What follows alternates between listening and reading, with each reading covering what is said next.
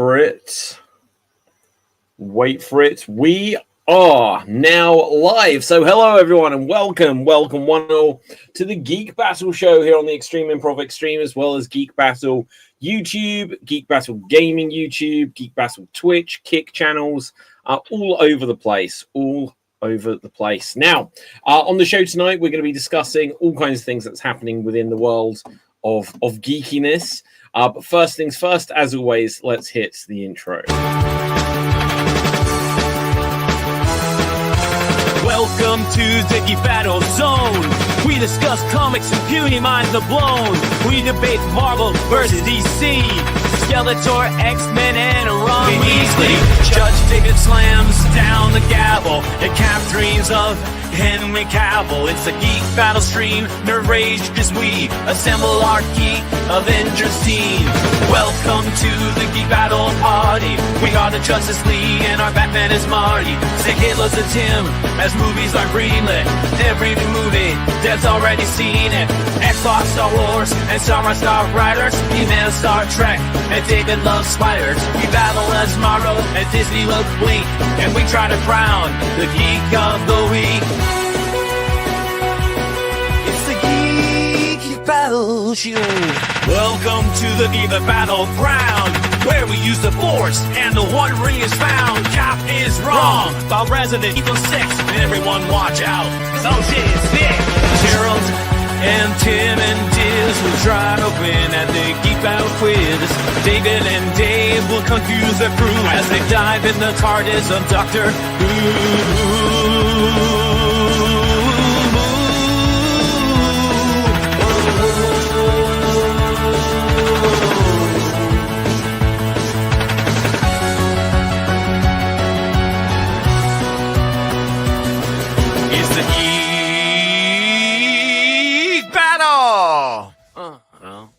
Watch out now, we're full of hot takes. Doc Courtney is garbage, but Red Dwarf is great. You love Sega, I love Nintendo, but in the Geek Battle, we are all friendos. Oh, it's a Geek Battle show. Oh, the Geek Battle show. It's a Teenage Mutant Ninja Geek Battle show.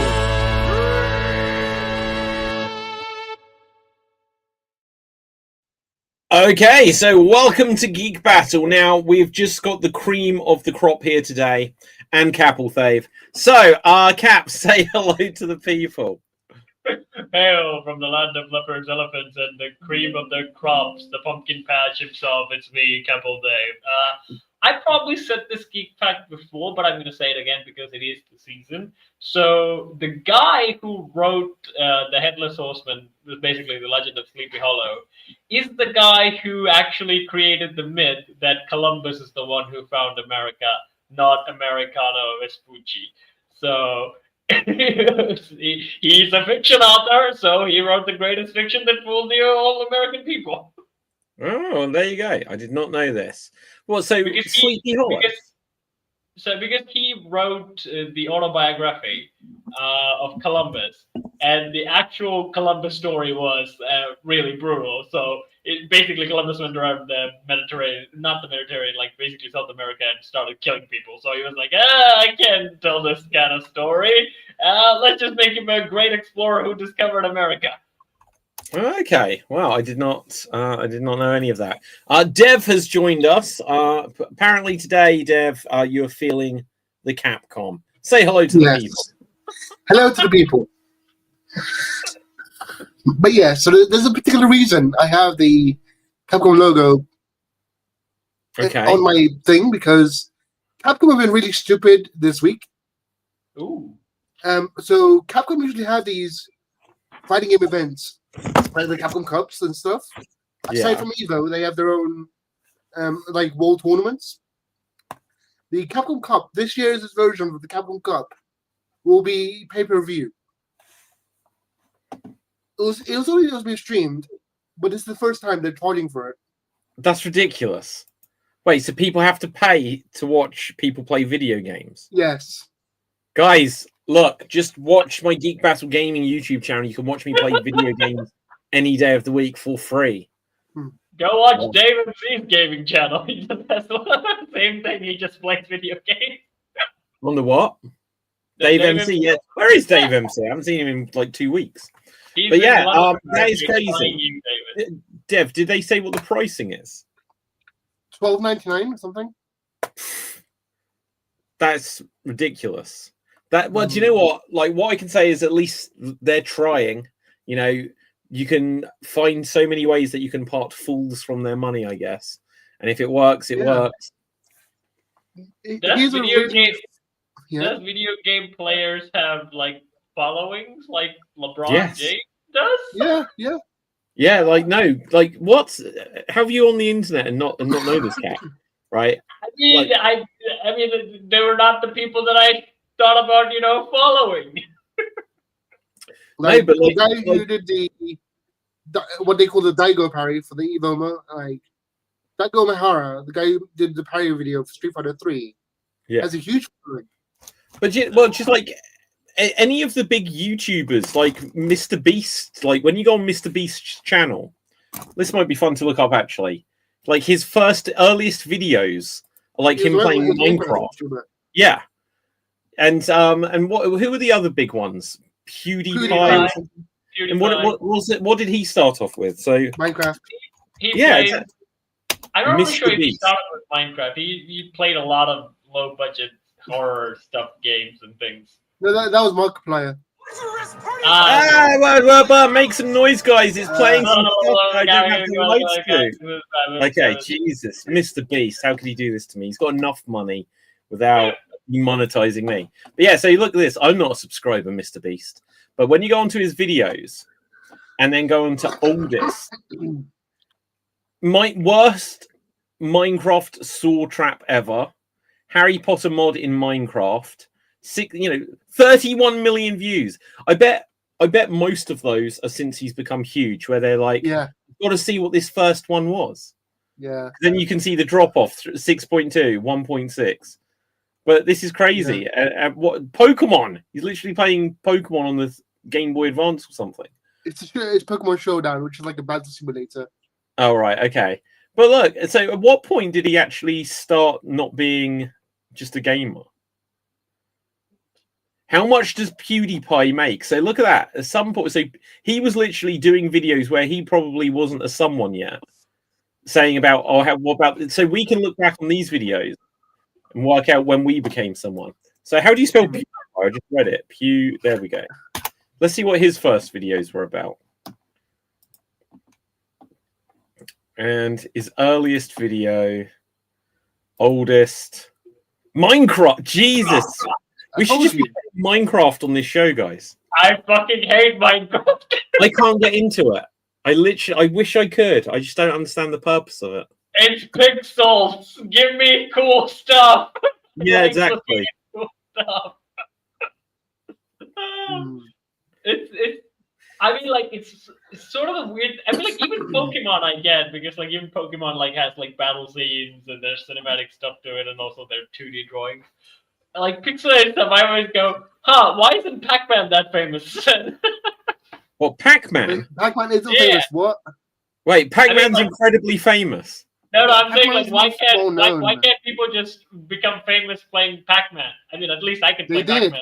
They did back in the day. Yeah, there you go. Have you seen the King of Kong documentary, David? I've never watched it all the way through. I've seen clips from it so many times. I've never watched it all, but I am very familiar with Billy Mitchell, which weirdly, if you ever watched EastEnders, there was a guy in that called Billy Mitchell who isn't the same person. Yeah. What did I bring this up? Oh yeah, okay. So the thing with Minecraft is, well, Cap, you won't have at all. But Dev, did you ever play 3D Lemmings? Yep. Right. To me, Minecraft has got the same graphics as 3D Lemmings from the Sega Saturn and PS1. Early PS1. I'll bring it up here for a second. To me, the graphics, as this got, I thought this was like, look. To me, if someone just showed me this, I was like, oh yeah, it's Minecraft. That's what this looks like to me. When I saw Minecraft, I was just like, it looks like 3D Lemmings. Just ultra blocky, low res graphics that aren't impressive. It reminded me of the old Mega Drive Roller Coaster Tycoons. Like Ooh, SimCities and stuff. I don't remember. On the Mega Drive. Yeah. What? Minecraft? Mega Drive SimCity looked like Minecraft, yeah. Okay, let's look this up. Okay, so I'll put Genesis. Just Genesis SimCity.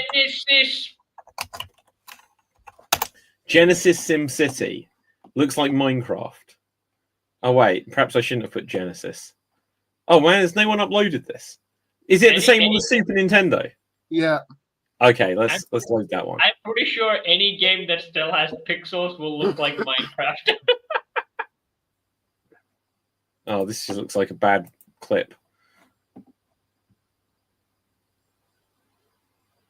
Well, I'll be honest, this looks slightly worse than Minecraft to me, but I take your point. That's also Roblox, right? That's also a new thing that people. Oh, dude, we don't Roblox. talk about Roblox because we legally shouldn't. Because Why? It's become a hotbed for certain types of people who like to be predate. Yeah, I think I get where you're going with that. We'll leave that one. Yeah. But yeah, it's So we crazy. can't So talk it about seems 13 years too late. We should have been playing Minecraft to get I big. do have a geek fact about Mr. Beast. Go on. Places don't know how to give it, like, how to calculate the money they're supposed to give him for adverts, because he makes too much money. He gets too many views for them to calculate how much to give him. That's crazy. Do you know what? Like, if I was him, I'd just be like, guys, I'm doing well. Just keep it going. Just keep it going. Like, I'm not going to complain. Let's not fall out over this. Yeah. But So that's why he has like a special rate for like everyone else has one rate for like money they make from adverts. Mr. Beast has a lowered rate, and he accepts it. Yeah, well, he's sitting pretty. Yeah, this is the thing. Like, for all these years, where people have been like, "Oh, if you're going to be a streamer or stuff like this, you need to choose your game, choose your niche." I could never ever do that. You know, I'm far too scatterbrained. That's why, like, it'll be like, I'm doing Geek now. Tomorrow, my head will be in Slam Jam, and I'll be in Extreme Improv, and in between, you know, I'll just be doing other things. I can't just put my mind to one video game, certainly. That's how like usually YouTube channel algorithm kind of worked. It depends on, like, if you're selling yourself as a personality who likes multiple interests. Maybe if you have a like broad interest, like in Geek in general, you can talk about Star Wars, Star Trek, whatever you want. Yeah. But then afterwards, because they became a lot of YouTubers, YouTube started becoming a recommendation base, where it will only recommend the videos that have that certain niche. Otherwise, it's gonna be like, well, there's several others I can recommend. I don't need to recommend you to talking about a Star Wars guy talking about Star Trek. Yeah. Okay, Dev. The really one thing about this is, and the reason Minecraft was so big on YouTube back in the day was I realized that like Twitch and YouTube and Google like to push certain games at certain points, because when I was streaming, for example, a few years ago, I was just streaming on Twitch and getting like low views, and I suddenly started streaming Sonic Forces when that came out, and suddenly I'll jump from like 1 or 2 views to like 10, 15 viewers, because apparently Sega was pushing streams on that game to the top. Yeah, no, that was totally. the same for me. That was the same for me, because like, so my Halloween videos are the ones that actually did well before I did any of the other videos. And then the mythology video did well because the mythology guy shared it. But the video that actually took off on its own was my father and son sketch with Mufasa and Scar, a comedy sketch that I wrote on the nick of time when Mufasa was coming out.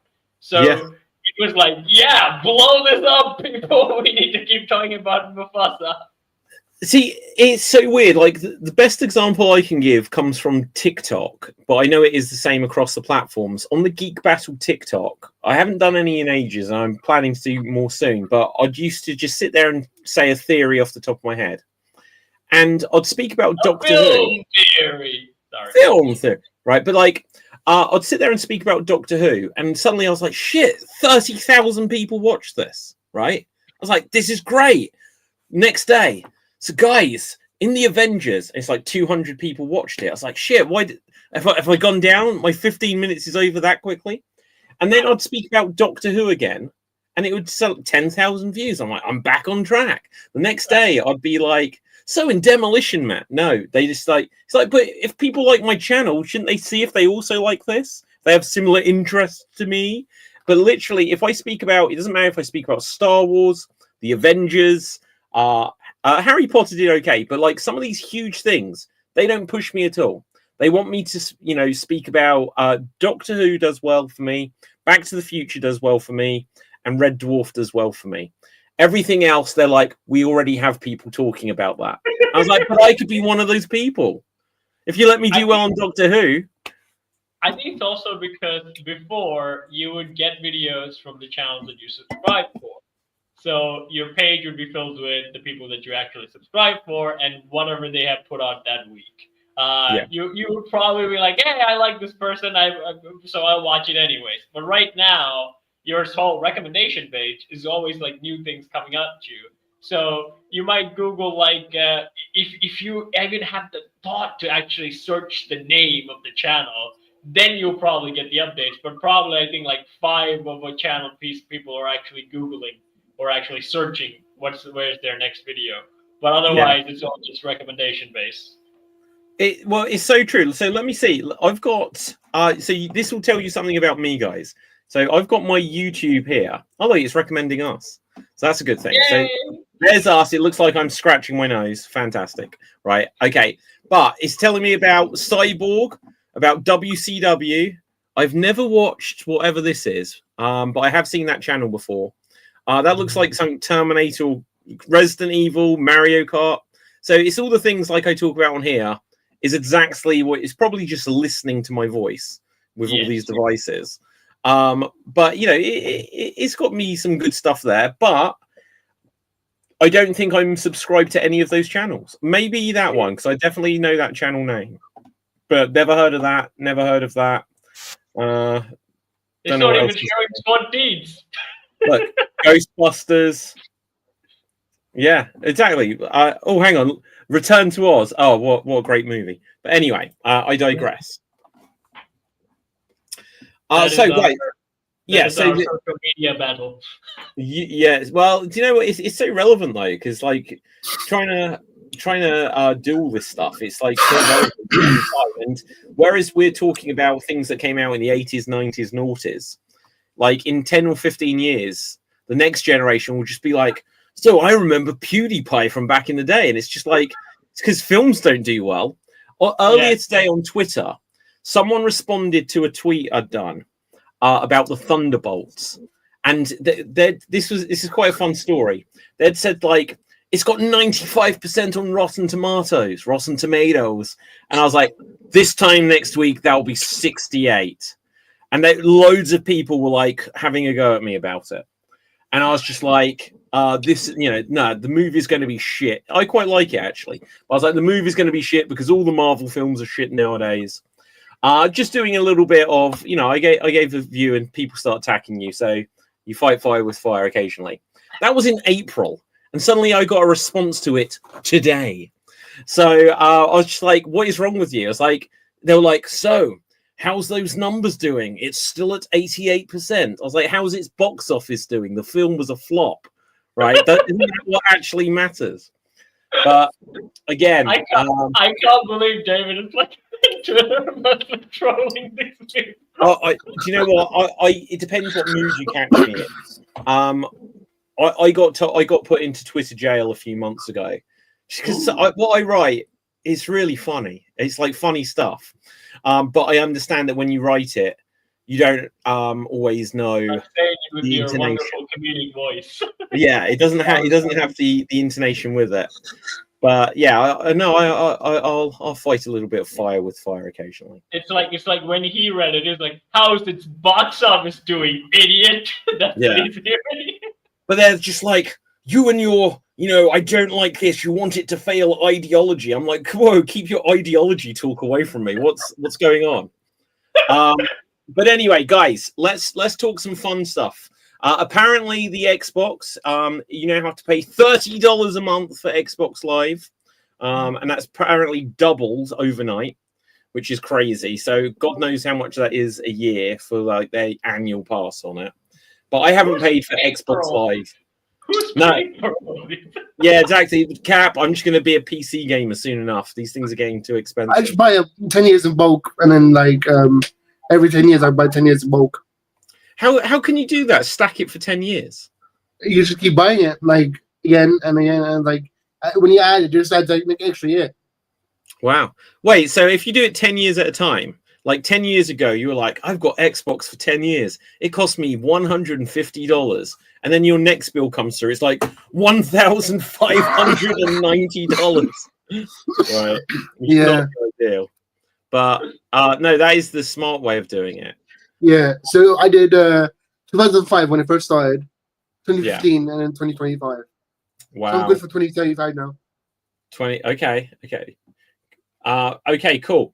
Now, there's a bunch of stuff that we can say about. The thing that's caught my eyes the most is apparently they are making a prequel series to Young Frankenstein, which is just about the most exciting film that they could ever possibly make a prequel to. And it's going to have Zach Galifianakis. So I guess one of them's going to actually be playing the original Victor Frankenstein.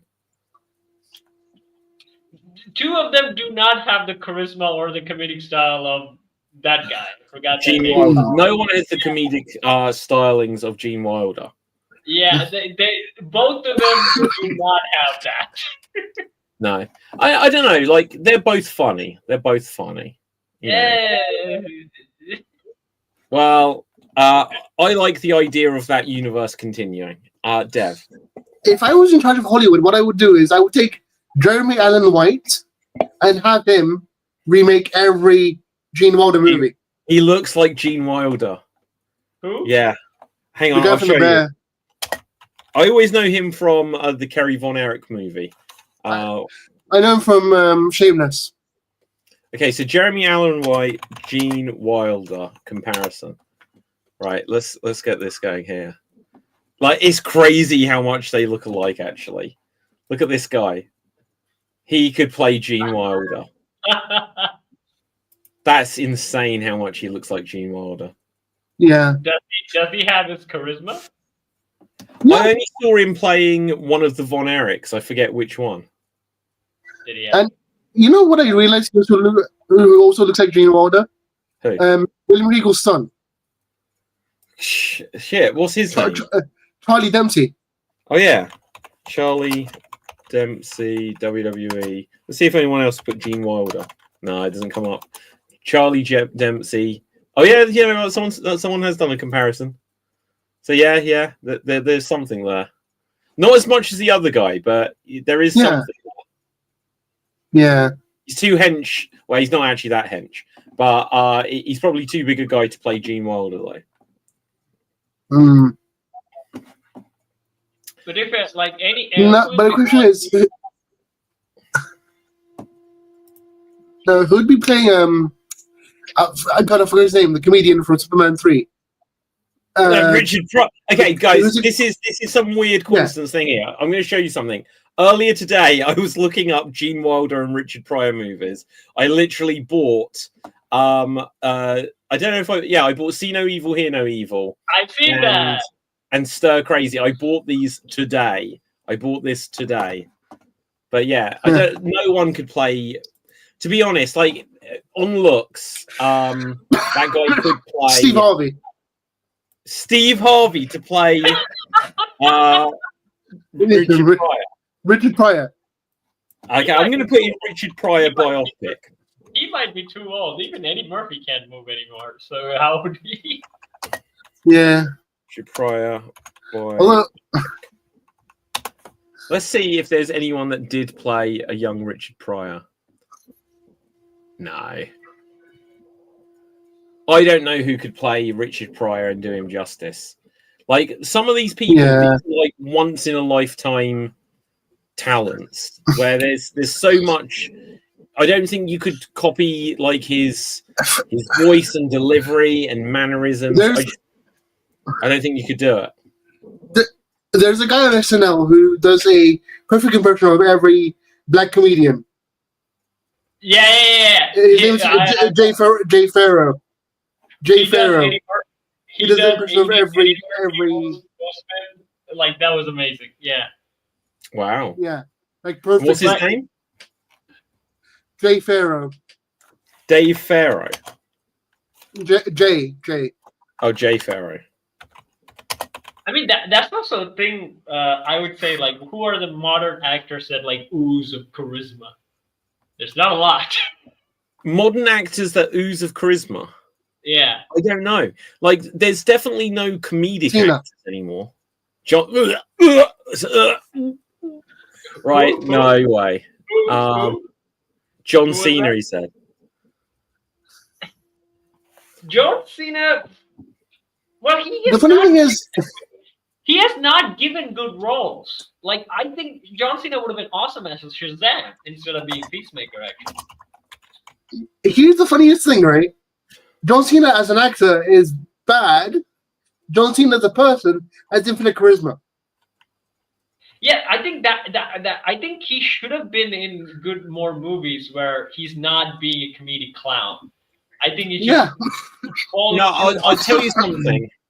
Acting is something you hear so often. Like, when it comes to wrestlers going into acting, and especially comedy, and well, there's so many aspects of acting which is like what they say are like the hardest. That's why you get lots of people who end up doing like horror movies and that, because they're a bit easier.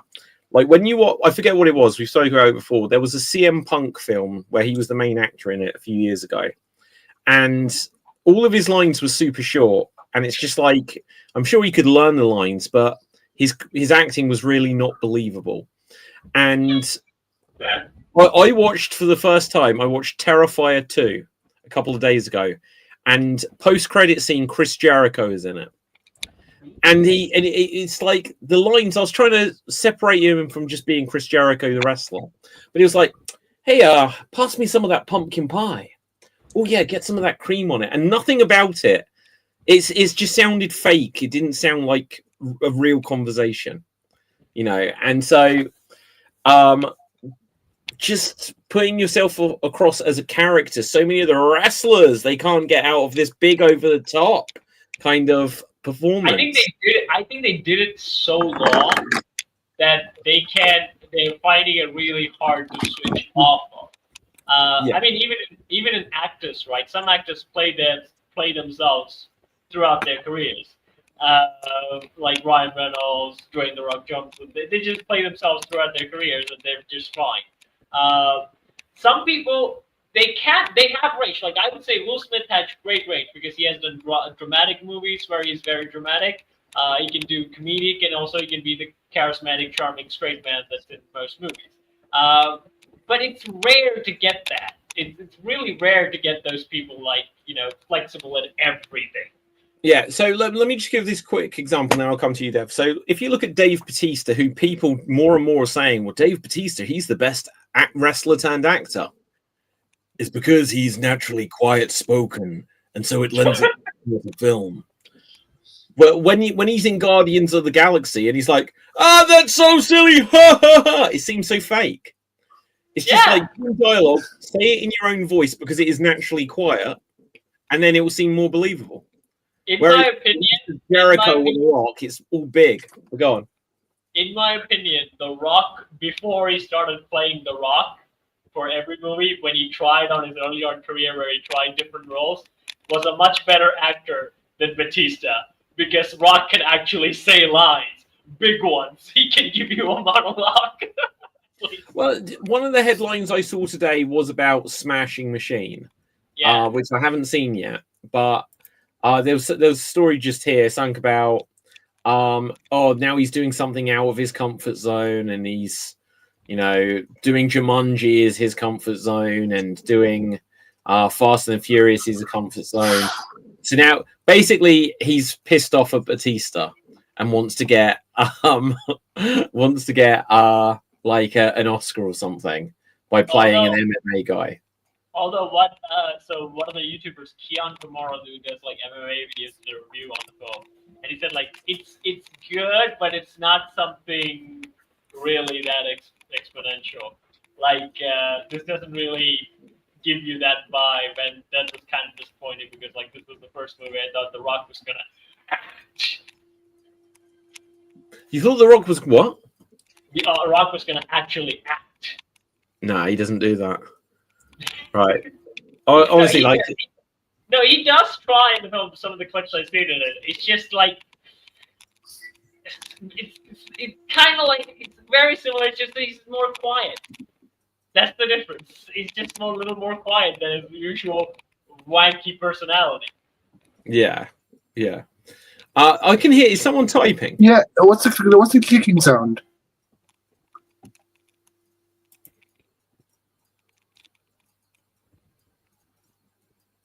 Okay, I don't think it's you, Dev. Hang on. I don't think it's. Okay, it's gone. Well, anyway, it's gone. I'll figure it out. I thought it was like a gerbil clicking, like eating something. Yeah, that's what I thought. But anyway, guys, what have you seen this week? What's on your mind to discuss? I want to discuss. Am I allowed to discuss this on stream? Peacemaker. Yeah, go for it. Of course you can. Okay, so it turns out the alternate reality where Cena's family's all okay and everything's good is a Nazi reality. Yeah. And the arm swinging, if you freeze the arm swinging at the opening in a particular way, it looks like a swastika. Yeah, I know.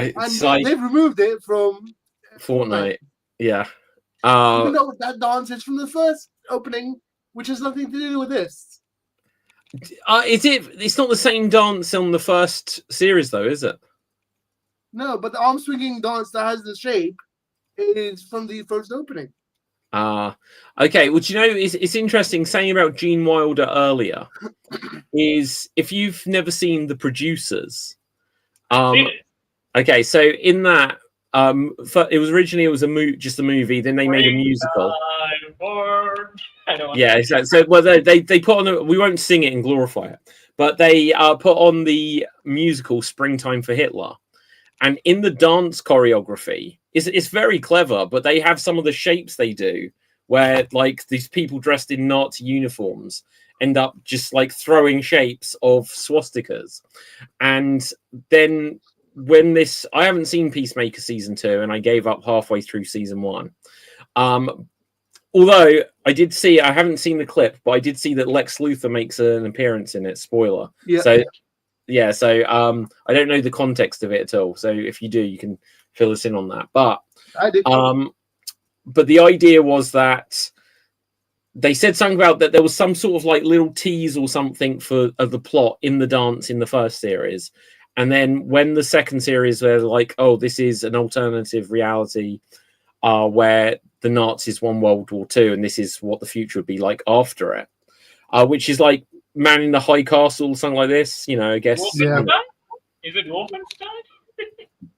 Possibly Wolfenstein as well. I don't know this. I've only ever played Wolfenstein 3D, and there's not tons of story in that.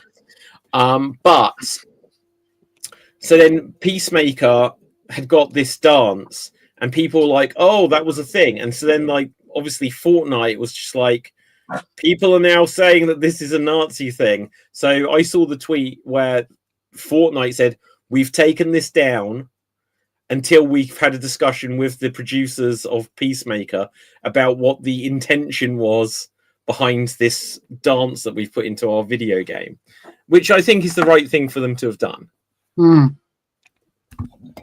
Because even if they like, no, it absolutely that's just coincidence, people like, well, they've made the connection now, so now people are going to be throwing this taunt with it having a second meaning. So I don't know. I don't think it's the end of the world. Just take it out and replace it with something else.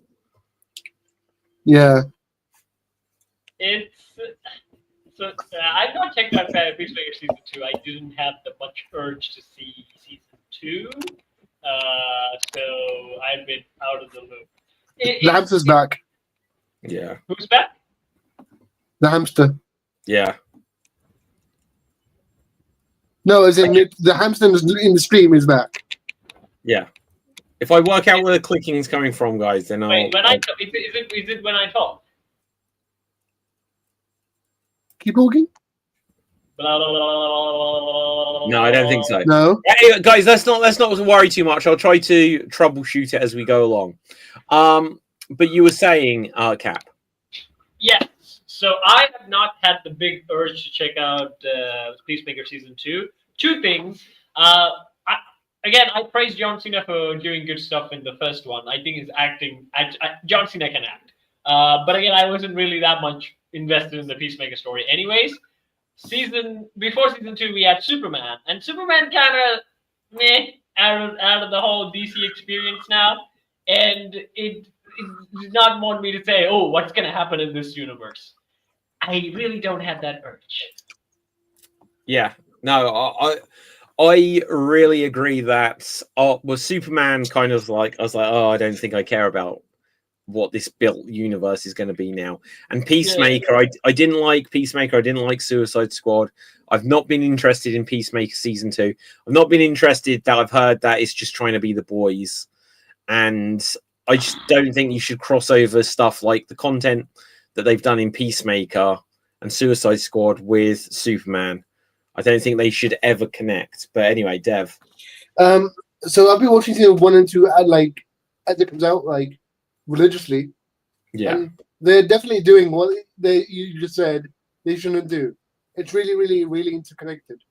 The plot of so the fact that Lex had a portal in the movie is a huge plot point in Peacemaker because Cena has his own portal.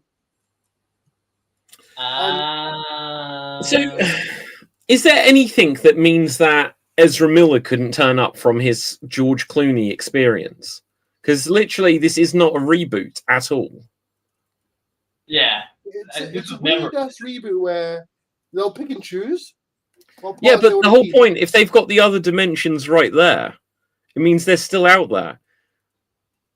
They're still the only saving dimension they announced is the FX, the Nazi one, Nazi dimension.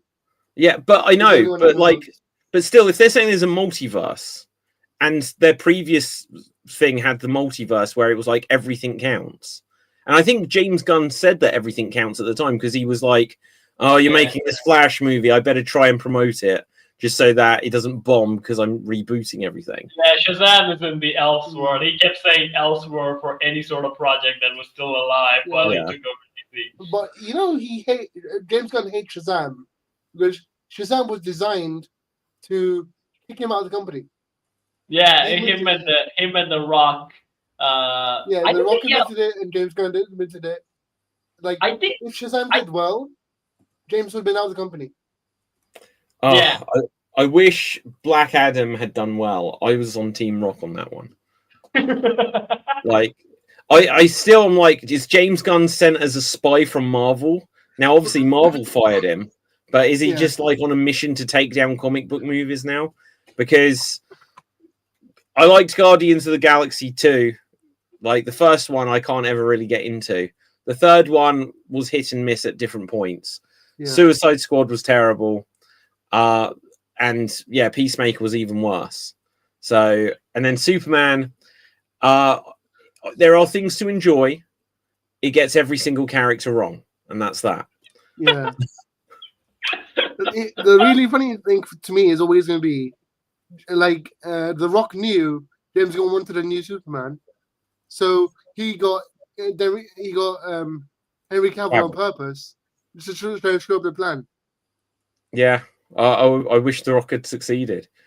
Look, by this point, after Black Adam, we'd probably be getting... Well, at this point, we would have probably got Man of Steel 2. Yeah. And we'd be gearing up to Black... And then Black Adam would have turned up at the end.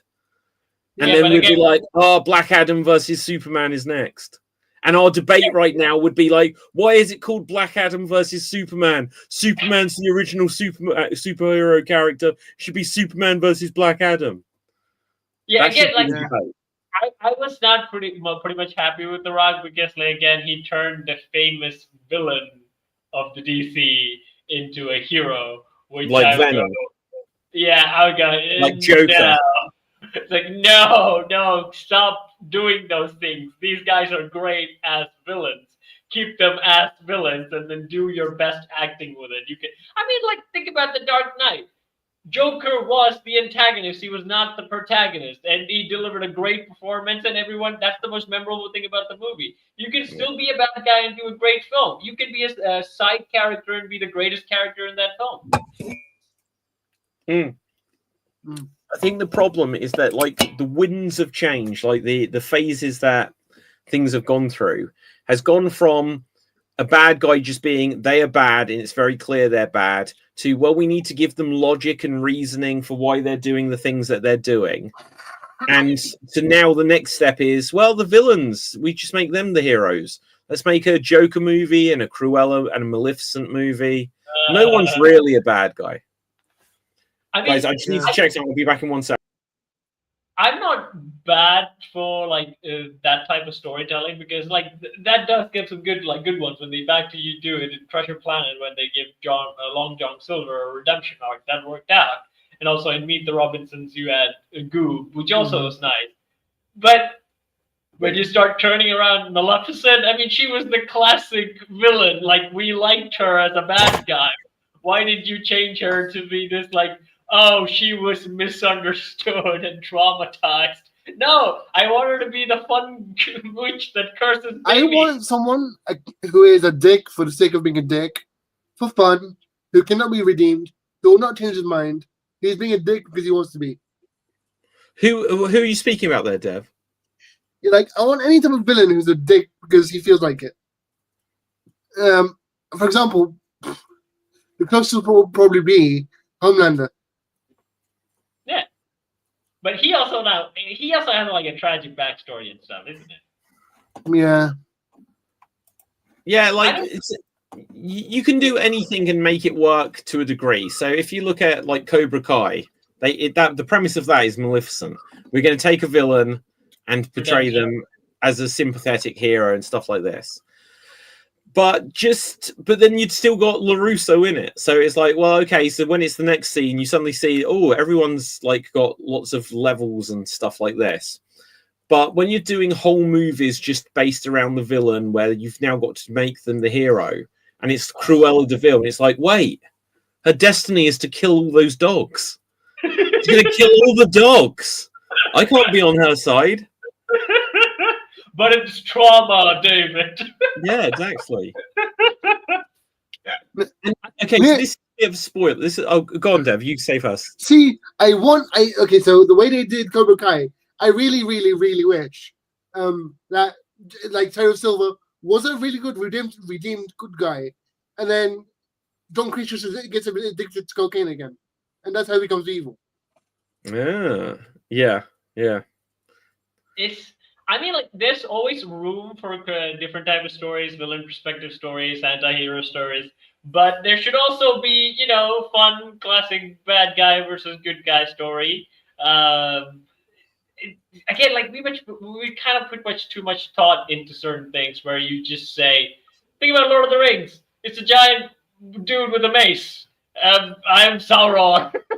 I create volcano castles and it's all black and I have orcs. Bad guy. Screams bad guy. But even Sauron is technically redeemable.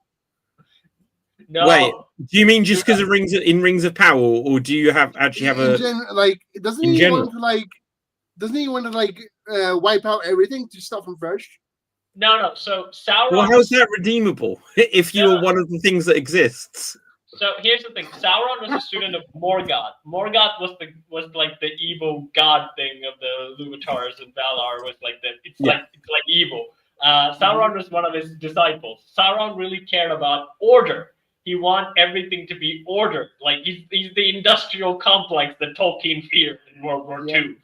Greed personified into like everything not being put in its place. That's what kind of Sauron wanted. That's where like saying like the extreme is of order. That's kind of the thing that they're trying to say with that one, because Tolkien really liked trees and green grass, and he didn't like the industrial world. So everything needs to be the Shire. No more factories. Yeah. No, they've just got away from storytelling, which is like someone is just they just present someone as bad. Like, okay, so this is the Dark Lord or whatever, and they've turned bad. And now they've moved on to the idea of like, well, like you would get storylines which would be like, oh, so here's 006. He betrayed 007, and from that point on, you'll be bad until the end, and then you'll either get defeated, or if you look at like Spider-Man 3, how suddenly you've got New Goblin, and right at the end it's like, what have I been doing? I'll try to help, or something like this. Then you redeem, but then you have to die. It's like, this is the thing, like, you can't redeem Darth Vader, right? Genuinely. Because it's like, when they make the prequel, even if he goes, no! And attacks but Palpatine. But a redemption story to begin with? Hang on, right? When you then make the prequels, it's like, I'm going to kindergarten, and I'm going to take my lightsaber. It's like, why? You trying to redeem this guy? It's like, no, you can't do this. See, you just reminded me that Spider-Man 3 has the greatest hater in the universe. In movie history, I've never seen a character go to church and beg God to kill someone. Yeah. Oh, Eddie Brock. It's talking about Eddie Brock, David. When he goes to church, when like Spider-Man ripping off the suit, he's like praying, "Please kill Spider-Man for me." I do that all the time, guys. Like, come on. Like, doesn't everyone do that? That's the purpose of religion, right? Jesus, I'm joking, of course. What the heck is wrong with you? Smite my enemies. Here's the list. He just made the list. But again, there are things that you don't need to think about too much. I mean, like, the reason why we watch boxing, UFC, our reptilian brain sometimes needs a distraction where we don't think about too much and we just want to see people get punched. So I want to see the UFC guy do bloody fighting games during a match, and like there's a Brazilian guy who does. He does like Rolling Thunder and like flying sidekicks and stuff, like Mortal Kombat. That's amazing. Yeah. I mean, Anderson Silva was famous for that. He was the guy in The Matrix. I know Matt Riddle knocked out someone with one punch, and the guy didn't know where he was for like a week. Wow. Yeah. Matt Riddle still has, okay, this is very slam jam territory, but I'll say this. Matt Riddle still has like a win over John Jones in high school wrestling because he actually beat John Jones. Wow. I did not know that. Yeah. Think about that. That doofus has a win over John Jones. Okay, so guys, one thing which I picked up on this week is they have announced a Simpsons movie number 2. So, how are we feeling about this? They did this on purpose to make another one of the predictions come true. Which was? Because on one of the chalkboard jokes is, "I'll not wait 20 years to make a sequel." Oh, okay. So there you go. That one's kind of in their control, though, because that's like saying, so they waited for the joke to come true. That's why they waited. So when did the first one come out? 20 years ago. It's not 20 years since the first Simpsons. Look it up. Oh my god. The Simpsons movie. 20 years. Well, 20 years when that one comes out. Oh, okay. Jesus. It was 2007. 18 years. That is disgusting. I feel ill at the thought of that. No, because that's the Simpsons movie to me still feels like, it's this, they finally made a movie. And how can that now be 18 years old? It's like this, David. You had the 80s, you had the 90s, and you had the 2000s, and you blacked out for a moment. I think I genuinely did. Yeah. I mean, for me, I would say I kind of blacked out on like the past 10 years because like Minecraft was the identity of the past 10 years. I totally missed out on that. But okay, so here's the thing, right? The 70s, the 80s, the 90s, I think they all have their identities.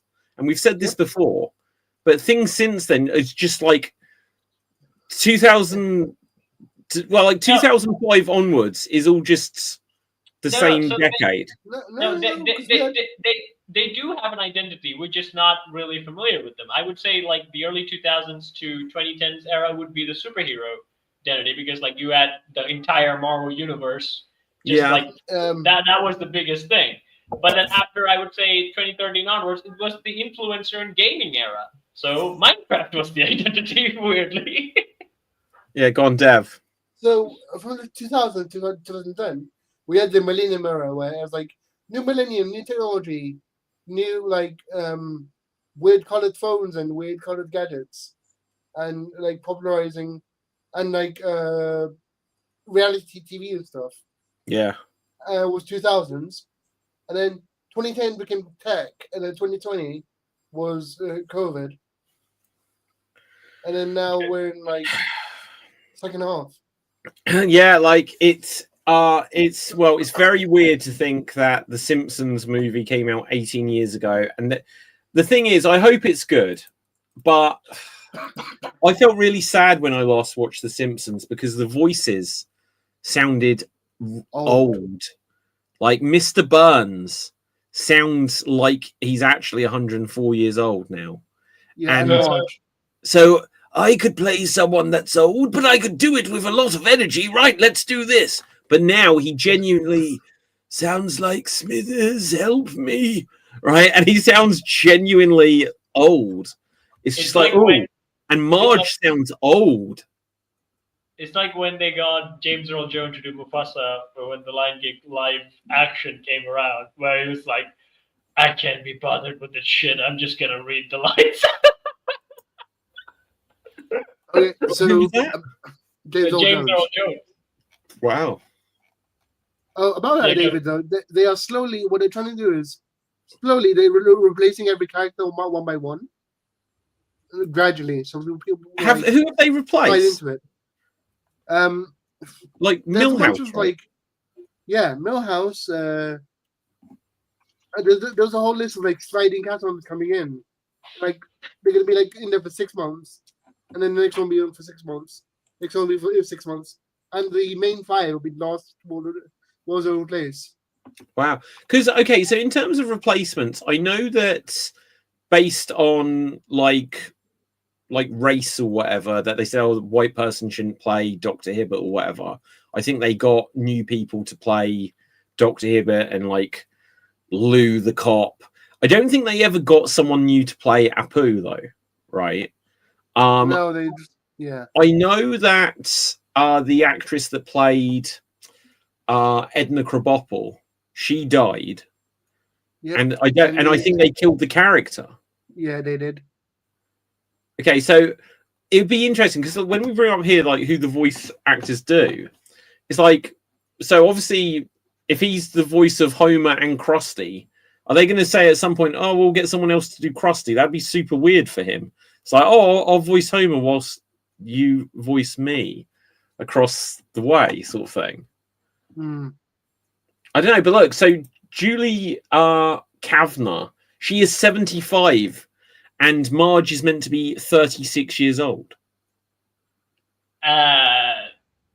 It's crazy though. Like it feels sad. Like I felt like this should go on forever, but I didn't enjoy the last episodes I saw. Like it hasn't been like some of the stuff in it is funny, but it feels very different humor than when I watched the old ones, like the peak season 4, 5, 6, 7. You know, they still feel so funny. But yeah, like Hank Azaria here, he's 61 and he's like the young kid of the cast still. But Harry Shearer, who's Mr. Burns, he is 81 and he sounded it as Mr. Burns. For me, I feel like Marge always sounded old for me. Like she sounded like Marge is the wife, right? Marge is the wife, right? Yeah. Yeah, but she always sounded old for me. She's like, that voice. Oh, Homer. Yeah. But I would say, like, the one of the things I realized was, like, when they did Thundercats 2011, they got the original Lion-O to voice Lion-O's dad. And I didn't even realize it, because it was super old voice. But then I learned that it was the original Lion-O who was, like, voicing Claudia. So I was like, damn, that voice got old. Yeah, that's crazy. I would say Maybe that's why there aren't many Scooby-Doo movies anymore, because like it's the same guy who has been doing Scooby-Doo movies since the 70s. He voices Scooby and he also voices Fred. No Um, way. yeah, Frank Welker. Yeah. Wait, so you're saying that the same person yep, voiced Fred. Scooby-Doo in the 70s? Yep. Yeah, Frank Wow. Welker. Okay, well, I'll look this up. Scooby-Doo, Where Are You? Oh, that's 1978. That's like, imagine just having your whole life making money is playing a dog. I mean, Well, and also he voices Fred as well. He's Fred. There's a Fred guy. Jones. Yeah. There's Yes, a guy I'm who on- makes his life voicing a bear. So Jim Cummings is Winnie the Pooh for all of his life. Oh, bother. Right. But they did a weird joke on Pirate. So my first Scooby-Doo animated movies was Scooby-Doo Pirates Ahoy, and in that plot line was Fred was celebrating his birthday, and the gang asked him like, so Freddy, how old are you going to be? And then they say the actual age of the voice actor, 43, and I was like, huh? Fred goes like 43, 44. I'm checking out the address, guys. That's not my age. But like that was a nice bit. But now that I'm older, I realized it. Wow, yeah. Scooby-Doo, Where Are You? Wow, imagine just getting, like, that's so great. Getting one role and then just, that's the rest of your life. You just, like, you're always going to make money. Because how long is he actually in the booth going, G-Raggy? It's like, come on, like, be like, I've done, like, 7,000 G-Raggies. Can't you just reuse some of them occasionally? Yeah, but he also has the voice Fred though. So Fred has lines in every film. Oh, so true. Does he still voice Fred? He does not now. Now things have changed. Now there are no new Scooby-Doo. I think Zac Efron was the one who was in Scoob who voiced Fred.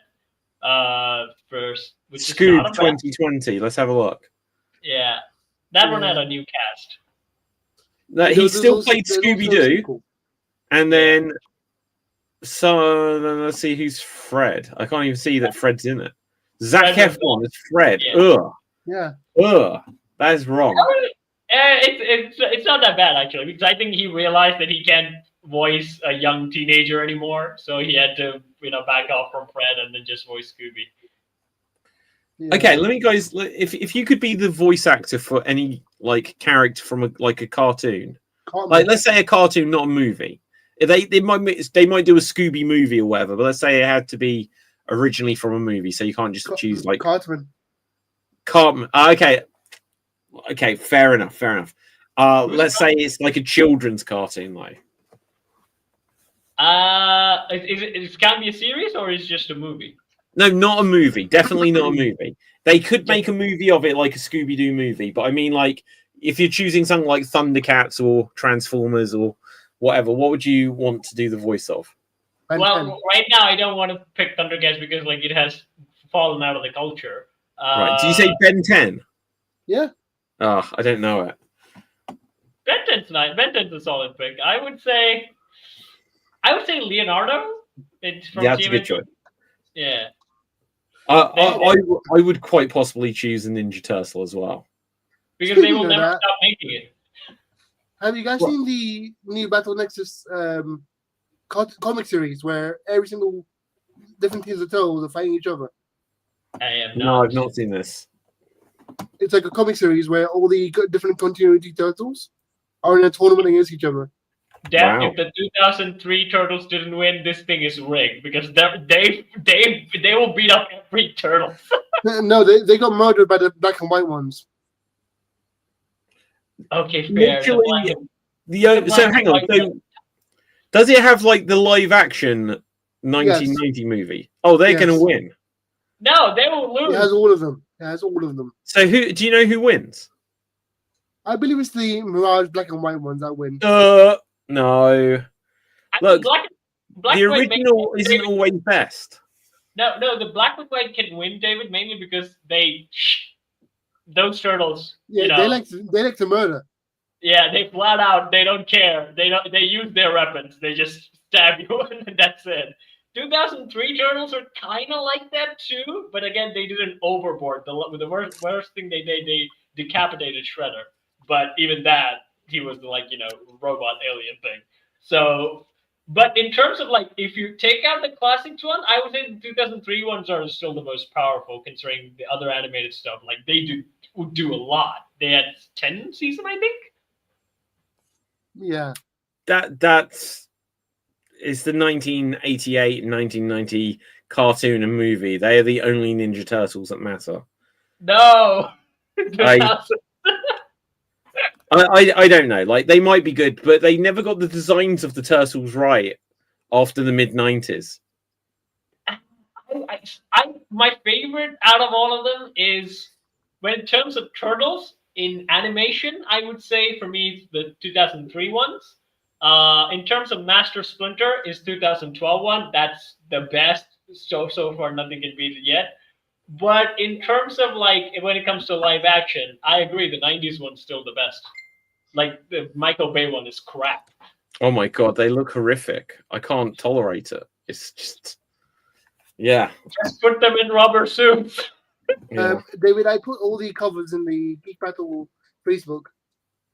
The Geek Battle Facebook. Okay. So wait. One. Okay. I can't easily get that up on the screen though, unfortunately, because otherwise I have to. I'll try and link it, but the top right one you can see the team on the left is a 90s live action team. Oh, the top left is live action. No, top right. The team on the left of the top right. Oh yeah, I see it. Yeah. Oh no, they look cool. That is what they should look like. Yeah. Although I do, Dev. So in this cover, right? In this, like the 2003 ones are going up against the 2012 ones. So who won that one? Who won that one? 3. Yes. So the other one is the black and white one versus the the black ones massacred the other ones. Yes, Dev, they should, because I hate it. Okay, so the black and white ones, you can't see their eyes. I don't like it. Actually, that's not fair. The original Ninja Turtles action figures that you couldn't see their eyes. These were the best. Okay, hang on. I'm getting too nostalgic now. Ninja Turtles 1988 action figures. These were my childhood, guys. Let's just bring up. These are what the Ninja Turtles. Sorry? I had a shell phone. A shell phone? Yeah, there was like 1989 shell communicator phone thingies they had. Oh my gosh, I can't remember that. I'll look that up in a minute. But look, this. So these didn't have the eyes, in fairness. This is what they should be like. They re-released these like 3 years ago, and I bought all of them. Actually, I say that. I don't think I got one of them. I can't remember which one now. Yeah, I can't remember which one. So David, like I said, right, one of the old programs always have reruns on my TV, and when I was growing up, and the 90s Turtles were on TV, and I was like, nah, I'm not gonna watch this at all. Wow. and then I saw the 2003 one. I was like, oh my god, the Turtles are cool. The Turtles were cool back then. Yeah, but like that's also but that's also our definitions of like coolness kind of difference, right? Like, so for me, like these guys kind of looked fugly, and they're like, these guys are not cool. But then the other guys look like tall, sleek, and shing. It's like they can cut through stuff. So like, that's cool. The 90s, it's edge. It's all edgelord things. Hang on, wait a second. Like, this was the era. These guys were so edgy that in the UK they couldn't call them ninjas. They had to call them heroes. Yeah, that's because of nunchucks, David. Yeah, nunchucks. Look at this. These were edgy. Look at those teeth. Right? Look at the teeth. They're like angry teeth. I always hated how skinny that the Shredder figure was, though. He was like ridiculously skinny. He's meant to be skinny, though. You're used to the Kevin Nash one. That's why. Yeah. No. Look, every time they've re-released this figure, they hulk him up because look, they've made him beefier there. But the original was just this weird. Look at that waist. It was weird, and then they released the Super Shredder figure, but they eventually corrected it. But they never released Skinny Shredder like that ever again. Hmm. No, there was a 2012 Shredder was skinny. He was not. Yeah. Google 2012 TMNT and Shredder, and you will see him. He was skinny. With the 3D one? Yeah. Comparatively to 2003 one, he was skinny. 2003 one was like this in the armor. Yeah, true. Well, yeah, okay, but it's not the same. That like the other one, honestly, he looks like Christian Bale doing Machinist or whatever. The 2012 Super Shredder looks insane. Yeah, he's If you the look at Hulk. the 2012 That's Super Shredder, that's special. That's a Hulk. Okay, yeah, this is insane. It reminds me of something. I can't think what though. But the fight scene, David, was so awesome with this one. The Leo versus Shredder 2012 one. Oh, so good. You know what my favorite Shredder fight scene is? Yeah. Shredder versus Batman. Oh yes, I've seen that one.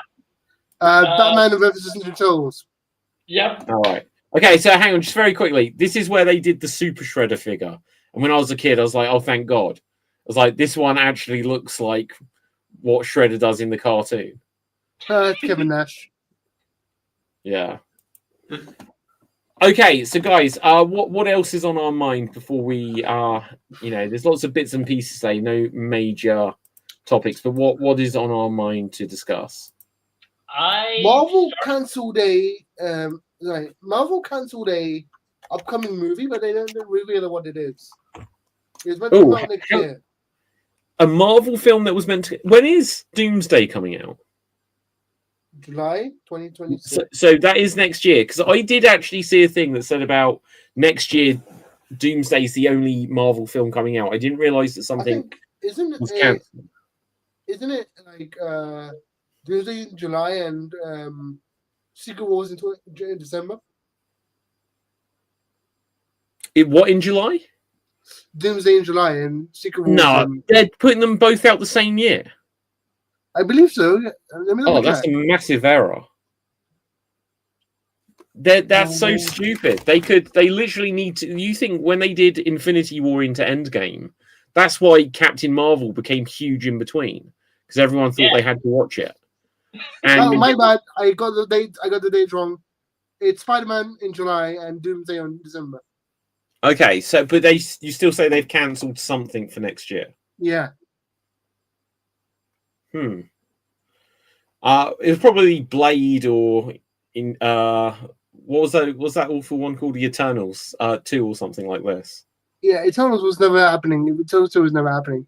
No, by the way, so Doomsday and Secret Wars have a year between them. So December. Yeah. Okay, cool. Do you know what? Like imagine if I saw a thing from one of the actors in Eternals who was just like, I signed up for loads of movies and they just haven't happened. So there must be so many people who are doing like Doomsday and I guess Secret Wars. They are like Shang-Chi. He must be like, oh God, please let me be well received in this movie. They are bringing someone back from Eternals, but it's none of the Eternals. Who they? Or Blade? Who? Black Knight. I don't even remember who that is. Kit Harington from Game of Thrones. Oh, okay. Wasn't he the character the whole movie who wasn't like a superpower person? Yeah, then the credit scene, he got a sword. Ugh. Here you go, Jon Snow. We give you finally sword that you're not going to use. Yeah, but we're only getting 3 movies next year. What? So we're only getting 2 movies next year. What are you saying? We're only getting 2 Marvel movies next year. Marvel one? Yeah. Well, that's because you said one has been cancelled, right? Yeah. But we don't know what it was. No. Could have been Blade. Yeah, like how many times have they like postponed that or whatever? Hmm. Like they have to be thinking that less is more, because as it is, they're like, this year Fantastic Four might have done better, if it was the only thing that came out. Because wasn't Deadpool the only thing that came out last year? No, they had. I don't know. And what? I feel like they had one movie that was crap. I can't think of another one that came out last year. I can't think of one that came out this year. I can think of one that came out this year. Is there more? Okay, so no, look, last year, so the Marvels came in 2023. You had Ant-Man and the Wasp flop, Guardians of the Galaxy, Sleeper hit. It started off slow and built because it was good. Marvel, and it was only okay. Marvel's flop, and then Deadpool and Wolverine, and it cleaned up the summer. Then this year, people were like, oh, Captain America, Brave New World, and it was like that. Not really very good. Thunderbolts, it's like, I'm not even bothering now. And then it flopped. Listen, person on Twitter, it flopped. Right? And then Fantastic Four, the first week, they were like, it's such a hit. And then after the second week, they were like, oh, it wasn't. And it's because, like, all of the casuals that wanted to see a superhero movie, they'd been to see the first two flops, and then they gave up by the third. Yeah, and also, again, this is probably gonna get me in comic book jail. I would say going back to the 70s comic book aesthetics, even with Superman, I would say, please don't. Like, don't. Like, you can have the trunks again. You can have, like, that stuff, but, make the designs more sleek and not cheap. Not like, Mama Kent washed it from a laundry and then he just puts it. No, please don't do this stuff. I other than the fact that he'd got the red underpants on, which I felt they made it look like granny. The boxer, David. It's not even the trunks. Yeah, right. It was just, it was bad sign. But okay, so I think Marvel are in trouble. So it depends what they announce after what's coming out next year. Because I think we have to get some announcements. Because according to this, the upcoming slate is Armor Wars. No one's going to care about that. Black Panther 3, I don't think people are going to care about the third one. They cared about the first one. The second one, people cared because it was a tribute to Chadwick. And the third one, I feel like there is no one is talking about Wakanda Forever, the sequel. No one's talking about that, saying, I can't wait for the next one. I've heard a rumor about Black Panther 3 that I don't like. What? Oh, yes! What's this? Go on. The rumor about Black Panther 3 is that during Doomsday is another universe's Black Panther will arrive on our Earth and become the new Black Panther of this universe. Okay, that's not bad. Is it that it's Ryan Gosling, like all these memes say? Not sure. But he's come from Peacemaker's universe, hasn't he? Jesus. Yeah. It's definitely someone from another universe who settles in this one, and he's in Black Panther 3. Okay. And according to this, now look, check this out. Then the next one it says is Blade. Now, if that is Wesley Snipes, then that is a box office smash. It just needs to be a Wesley Snipes movie, and then everyone's going to see it. No one cares about Shang-Chi 2. And the X-Men will do well. Yeah. But that's only going to be because they're probably going to wheel out Wolverine again. Yeah. They're all going to be in Charles Xavier's wheelchair. Jackman one more time. Like, everyone's just coming out. It's like, get the claws, and he's like this. And like the claw's going to just be arthritic and rusted. And it's just like, they'll be like, Hugh, you're the only thing that still can make us money. No, it's like, I mean, like, we still have good steroids, so he'll be probably fine.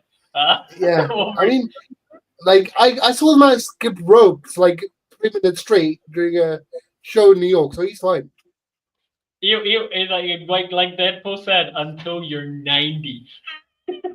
Yeah, and that's so. You think about it. So when we've got here, Thunderbolts wasn't a hit. Fantastic Four wasn't a hit. Captain America wasn't a hit. Deadpool and Wolverine was a hit. And yeah, it's an MCU movie, but it wasn't. It was a Ryan Reynolds Fox movie. Marvel's wasn't a hit.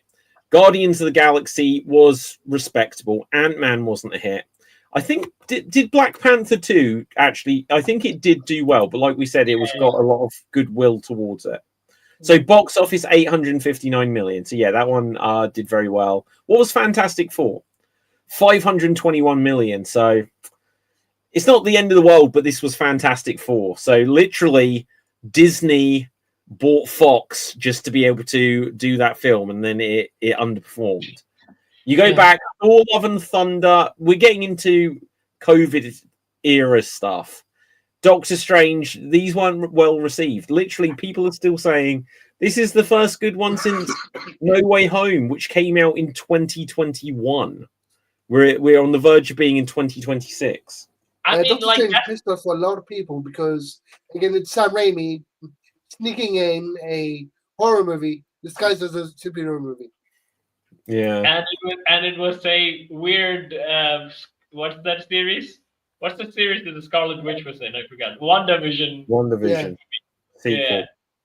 It's Okay, according to this, box office of Doctor Strange 2 was 955 million. That's awesome. Yeah. I'm surprised that it says that, but that's what it says. So yeah, it did well. Yeah, apparently. Let's see what Thor: Love and Thunder did. I think that one is a bit more of it. 760. So, you know, I think also this is when the movies started to flop. Like this was like pre-Endgame where we realized what the direction was going for. People were kind of still interested because again it was Doctor Strange 2, and then people realized, oh, okay, it's not. And then Love and Thunder, oh, he's too goofy. This is where the trier trend started to fall back on itself. yeah. I would say Disney in general, right? The new movie Elio, I think they did with Pixar, it bombed. Yeah, but so to be honest, like I wasn't interested at all. I saw a trailer and I was like, yeah, it wasn't cool at all. With Disney, they can't make any new good things. No. Yeah. Only sequels. Yeah. And I was very happy about Inside Out 2. Was actually I really enjoyed Inside Out 2. Sequels are great. I hated Toy Story 4. I hated it with my guts. And now they announced Toy Story 5. And It prints money. Oof. That Elio, its box office was 154 million. Yeah. That is a dramatic flop. Is that the worst ever performing? What's Turning Red? What was Turning Red? Oh, that's a good point. That was COVID though, wasn't it? Turning Red did relatively okay. Oh no, okay, hang on. This has to be that it was COVID. His box office was 21 million on a $175 million budget for a Pixar film. Oh my god. So it did well, Cap. It did well. But here's the thing. You can say, well, it was COVID. This is why they shouldn't have rebooted like with James Gunn the DCU, because we were still coming out of COVID in 2022. So even Suicide Squad that flopped, that James Gunn made. We needed the new one. We needed the new Suicide Squad because the other one was garbage. They're both garbage, but I actually prefer the original. To be fair to the old one, so the director did go out on a limb and said like they cut my movie in half. They changed the script a lot, and he said like that if you look at the unscripted script, it's a totally different movie. He has said that, so I'm going to buy by that because at this time DC was screwing itself so badly. So I would be okay with that. The second Suicide film, I actually liked. That's what I thought. Oh, James Gunn he's a genius. I think he'll be great. The second Suicide movie, oh, it's so well written. And then my hopes died after Superman. So. Yeah, I think stuff will get better. I'm just so pleased that I've not watched Penguin. I'm just so pleased that Penguin existed, because otherwise, the Batman 2 would have definitely got shelved and just been worked into the reboot. But they were like, well, we've made Penguin. It's the last thing we haven't released. We released Flash. We released Blue Beetle. Although I heard that thing that Blue Beetle may be incorporated into what else is going forward. So who knows? But yeah, he's one of the guys coming back. Yeah, he is. Yeah. But the idea that Penguin was like, oh well, we've made this series now, and then it came out and people liked it, They were like, well, no, we're making Batman the Batman 2. So it just means that not everything is all in one creator's vision, because it shouldn't all just be one connected And they are thing. not all the same heroes. Like Batman is not gonna wisecrack at you. At least not the one that Adam West Batman might, West but Terry. not the one from the 90s. Yeah. Definitely not Michael Keaton's Batman. Definitely not gonna be Christian Bale's Batman. And again, James Gunn literally had a problem with Batman where he said, like, I can't write Batman. He knows this. He can't do Batman. He can't be really honest and gritty about anything. That 100%. And for me, what's funny is that, like, I remember when I was a kid, so when we were like playing and things, I stupidly picked Batman over Superman, even though I had the power to become Superman. I immediately not. And then my friends kind of ruined me over saying, like, Superman and Spider-Man, they're the two famous heroes. They're the biggest heroes. Batman, no one cares about Batman. Cut to my future. Batman is the only superhero who still makes more money. Yeah. Okay, Dev, go on.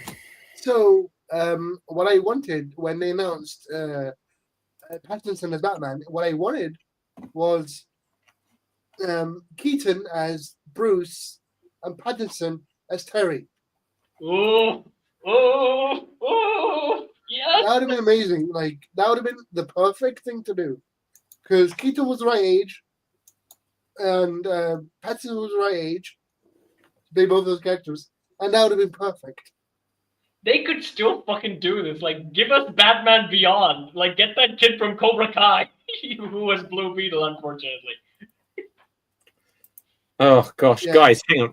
I've got an issue. I knocked my keyboard a second ago, and now everything is permanently scrolling. Does anyone know which button scroll lock is? Because I don't know what scroll lock does, but I'm just It's constantly... next to print screen. It's what? Next to It's print next to print screen. screen. Shit, where's print screen? Scroll lock. Okay, let's see. Did it work? No. Oh, God, what have I done? Oh, damn. If I've screwed up something. We are infinitely doom scrolling into the abyss. Because I saw you bang on the keyboard and suddenly at least the air card came out. Yeah, it did. Yeah. And I was like, what? It took me a minute to actually scroll down to switch that off. Oh, well, I don't know what I've done. Wait, is your mouse Yeah. is the issue or is your keyboard is the issue? I think it's the keyboard, but it just thinks it's permanently scrolling. Then unplug the keyboard first. Yeah. Oh, that's a good idea. That's a good idea. Cap, this is a like, genius idea. Something about, like, I think Colin Farrell and Kristen Melody, they saved the Penguin. Those two actors are the reason Penguin's so good. The Penguin and the woman who plays wife, who was also the wife in How I Met Your Mother. That still sitcom is still making things. It made Cobra Kai. It now made Penguin. Yeah. So canonically, Cobra Kai exists because of How I Met Your Mother.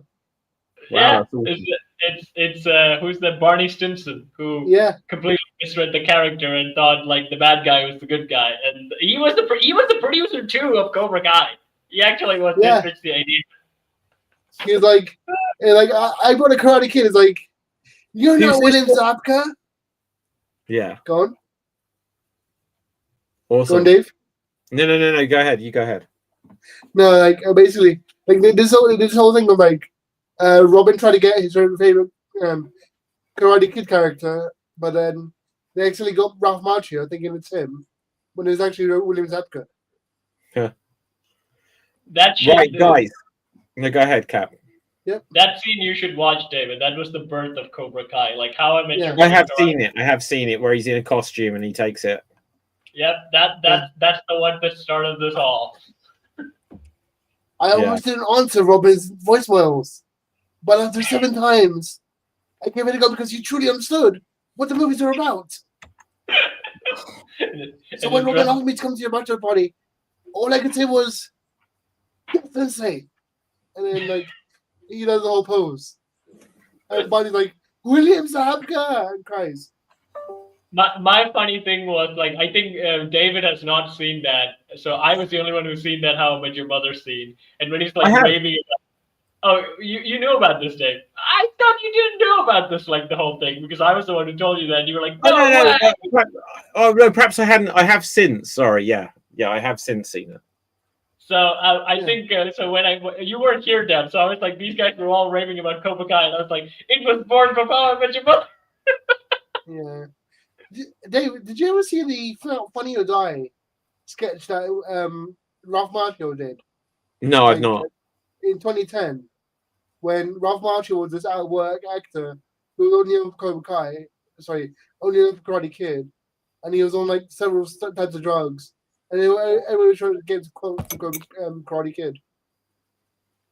Yeah, He no, was like, didn't I see did that. My Cousin Vinny as well, but nobody remembers that. Who did My Cousin Vinny? Ralph Macchio. Wow, I don't remember that. Yeah, he was like this little kid.